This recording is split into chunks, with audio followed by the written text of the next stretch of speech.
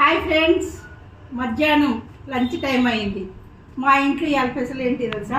గోకరకాయ fry, పాలకూర పప్పు, దోసకాయ టమాటా కూర. మా బాబుకి ఇష్టం అనమాట ఇది. పెరుగు, వేడివేడి అన్నం, రైస్, చల్లటి మంచినీళ్ళు. కొంచెం టేస్ట్ చేసి చెప్తా. ఫస్ట్ పప్పుతో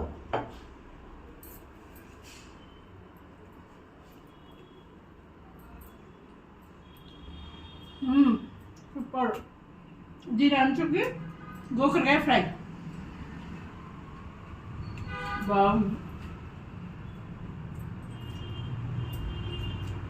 కొంచెం దోసకాయ కూర కూడా.